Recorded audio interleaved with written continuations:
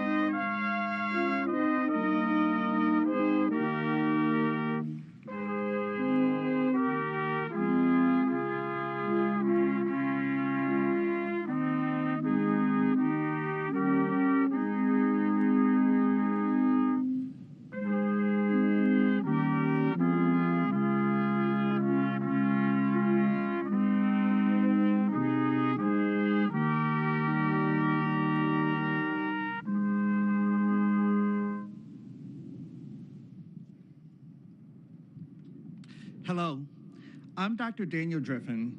As a person living with HIV, working daily among the HIV Vaccine Trials Network, days like World AIDS Day are significant to me.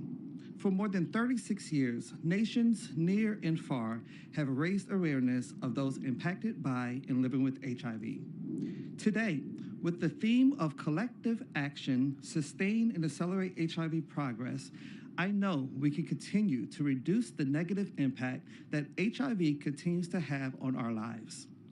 Action and progress link our globe as we continue to make advancements towards ending HIV. Action and progress have taken our world from no test for HIV to having rapid home-based testing. We went from medications that only stop HIV on one step of the life cycle to medications that stop HIV throughout the process of multiplying. We went from the days where people had to take many pills more than one time a day to now being able to either take a pill once a day or even an injection every 2 months. And additional therapies and longer options are on the horizon. We know pre-exposure prophylaxis works. We know post-exposure prophylaxis works. We boldly know undetectable equals untransmittable, especially for the people living with HIV. Thriving with HIV. As a person living with HIV, a new discussion is finally afforded around the importance and shared decision-making with your medical providers. So today, as we share time, take a moment and take in the more than 110,000 lives which are shared on these panels behind us. Thank you for the artists, thank you for beauticians, thank you for lawyers, thank you for scientists, thank you for community health workers, doctors, caregivers, lovers, and maybe even future congressional members, and all of the other friends that we have lost due to HIV and AIDS. I am happy to bring up our First Lady of the United States, Dr. Jill Biden. Thank you. Daniel, thank you. Your leadership is redefining what it means to support people with HIV, not only access to health care, but with community as well. Because of your work, more people know that they are not alone. So, good afternoon and welcome to the White House. Hidden in crowds scattered throughout workplaces and grocery stores and parks, there is a fellowship of people who have lost sons and daughters.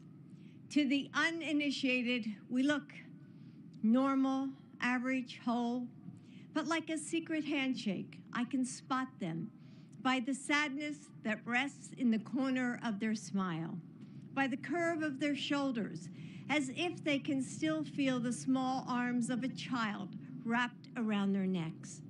And though we are strangers, we know untellable truths about one another, that we will spend the rest of our lives longing for a face that's gone forever. And, and that when they left our world, they took a light inside us with them. Still, we have discovered moments of grace too.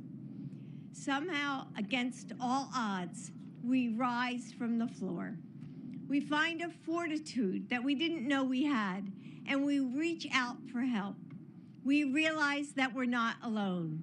And as I look at this beautiful quilt with its bright colors, the names in big block letters, renderings of lives and loves, I see it as a mom. And I think of the mothers who stitched their pain into a patchworked panel so the world would remember their child, not as a victim of a vicious disease, but as a son who had played in the high school jazz band, as a child who grew up to proudly serve our nation in uniform, as the daughter whose favorite holiday was Christmas. The act of quilting creates a work of art that wraps us up in its beauty. This one was woven together with a grief powerful enough to move the world toward unity, acceptance, compassion, and grace. And Joe and I are proud to have the AIDS Memorial Quilt on the south lawn of the White House for the first time ever.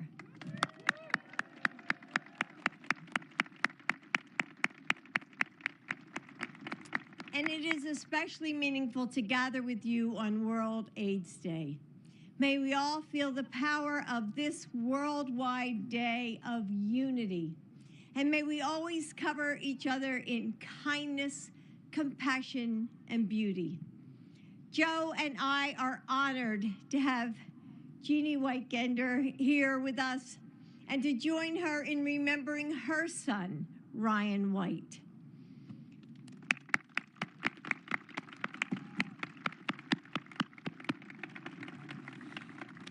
Jeannie, I know you didn't choose the life of an activist, but when Ryan got sick 40 years ago, you stepped up in the fight against discrimination and helped the world see this disease more clearly. I know that a part of you is still missing. Mother to mother, thank you for your strength. So, Jeannie, would you like to say a few words?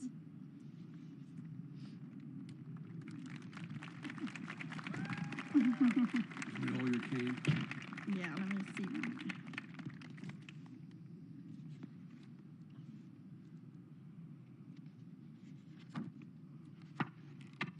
Where's my... Here, I think it's this way. Here it is. Okay, Found sorry. Good afternoon, everybody. My name is Jeannie White-Gender, and I am the mother of Ryan White. Ryan was a smart and funny teenager who became HIV infected at the age of 13. He contracted HIV at the age of 13 and from a blood transfusion. AIDS took him from us 5.5 years later, but not before he fought his way back to school and taught America we needed to fight AIDS and not the people who have it.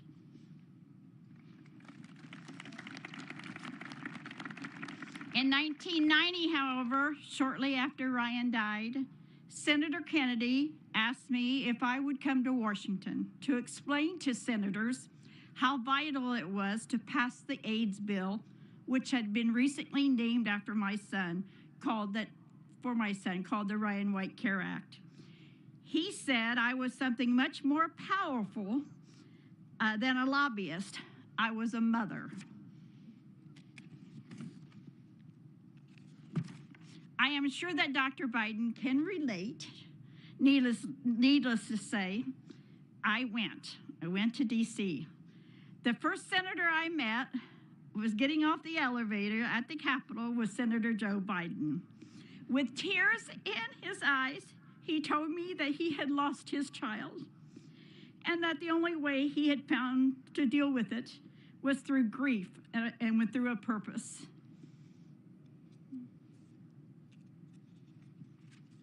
In the 34 years since, that's exactly what I've tried to do in partnership with the extraordinary community here today that has become my family. In many ways, personal grief has fueled the AIDS movement since the beginning. Both Republicans and Democrats and Congresses have strongly supported Ryan's bill. And as a result, countless lives have been saved. I'm especially grateful for President Biden's tireless leadership and all that he's done for the fight against AIDS in the United States and around the world as Senator, Vice President, and President.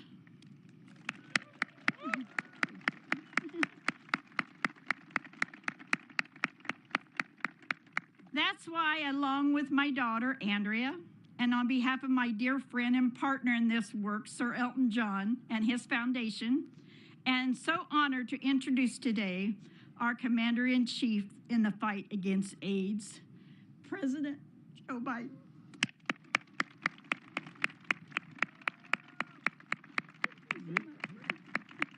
You're my commander. You're my commander. He took us all. Thank you. Be careful now.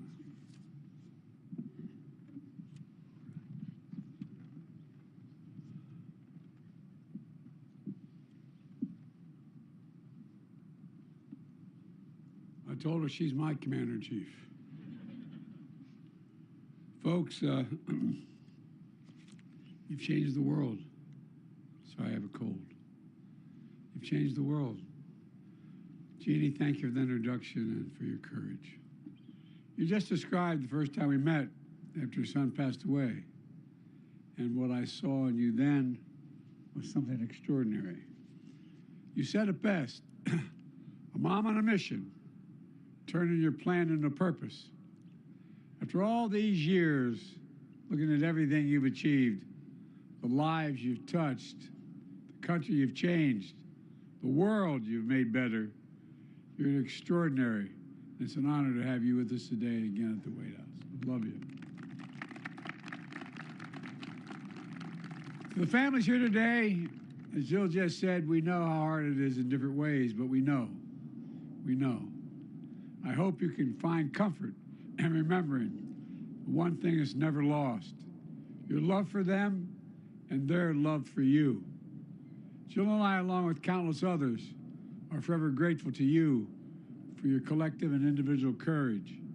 And Jill and I are especially grateful for the trust you put in us. It's been the honor of our lives to serve in the White House, the people's house, your house. We felt a special obligation to use this sacred place to ensure everyone is seen and the story of America is heard. That's why we're all together here on this World AIDS Day. And I want to thank all of you, allies and advocates, who are here, including Sir Elton John's Foundation, and so many others for the long history of this fight, both globally and here at home. Jill and I met with Elton and David this summer, and this event is in no small part the result of that meeting. And a special thanks to one of the great public health officials, a true hero, who we've led this fight against HIV/AIDS, Dr. Anthony Fauci. Where is Anthony?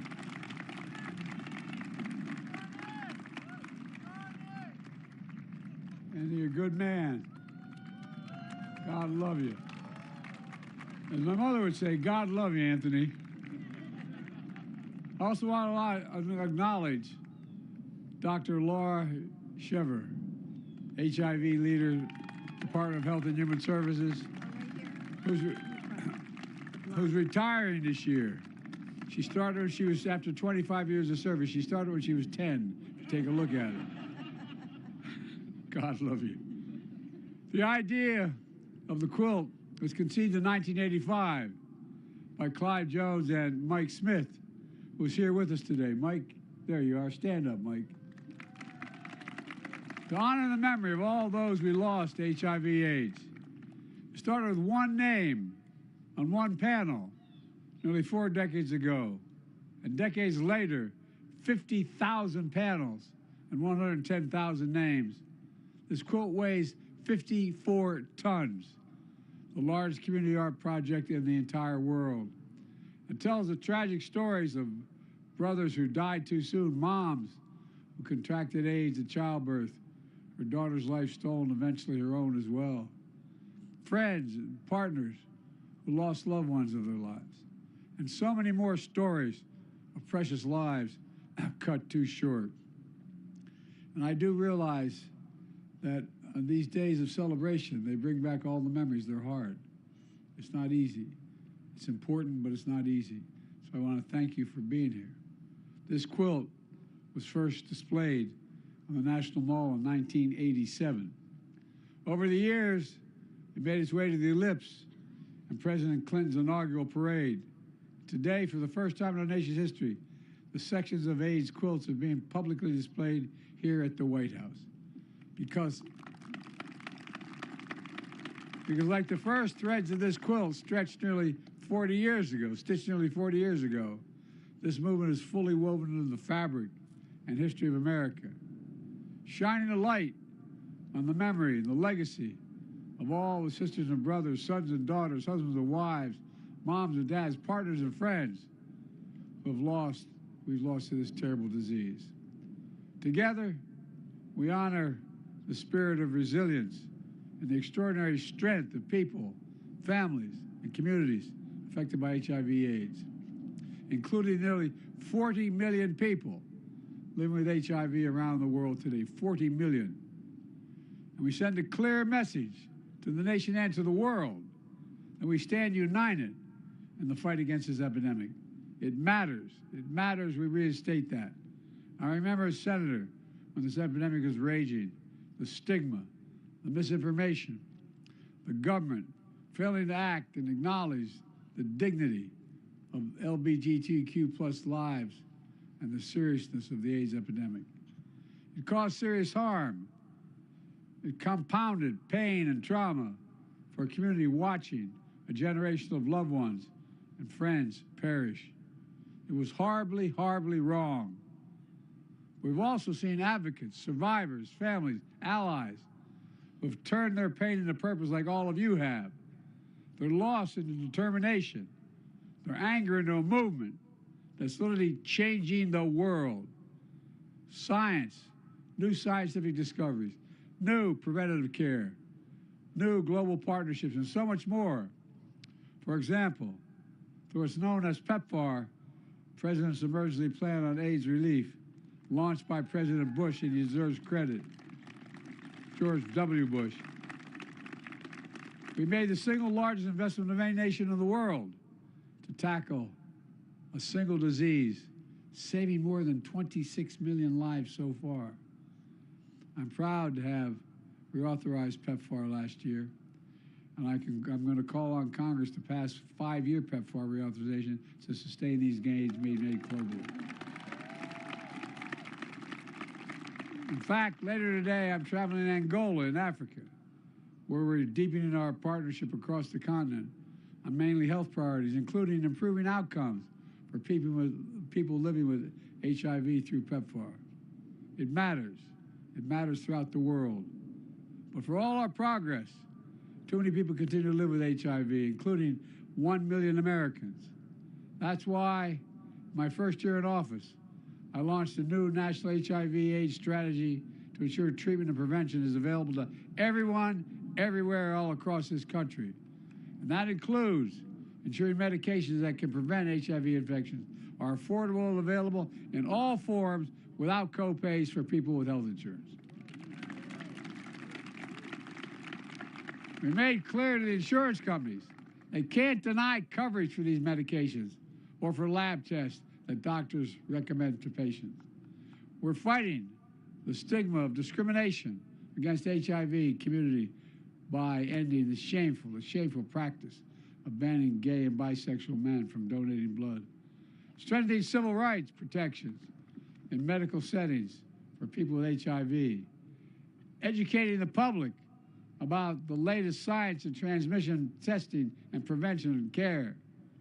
So many of you have been leading the way in these efforts, including the late Cornelius Baker,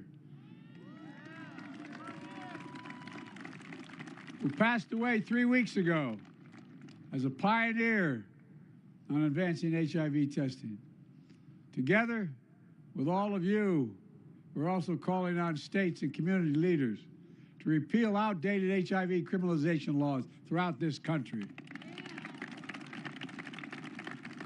And I'm proud to announce, before the end of my term, the Center for Medical and Medicare and Medicaid Services will update its guidance on HIV care, encouraging states to adopt the best practices using the latest science and technology. It matters. It matters. Folks, you've been standing a long time, so let me close with this. You're pretty good. I know the fight to end this terrible epidemic is hard, but look around today. I mean this from the bottom of my heart. Look around today at all of you, survivors, families, heroes, who have never given up. And I know it's a fight that we're going to win. For all the lives lost, for all those that are still alive. Look at what you've already done to change the hearts and minds and save lives across the country and around the world. That's the power of this movement. That's the power of memory of your loved one. That's the power of America. You just have to keep going, keep the faith, and remember who in the hell we are. We're the United States of America, and there's nothing beyond our capacity when we do it together. Nothing, nothing, nothing. God bless you all. And I know I'd like to invite everyone to view the quilt. So, folks, I'm getting off this stage. But really and truly, I mean, from the bottom of my heart, you're changing the world. You're changing the world. Thank you, thank you, thank you.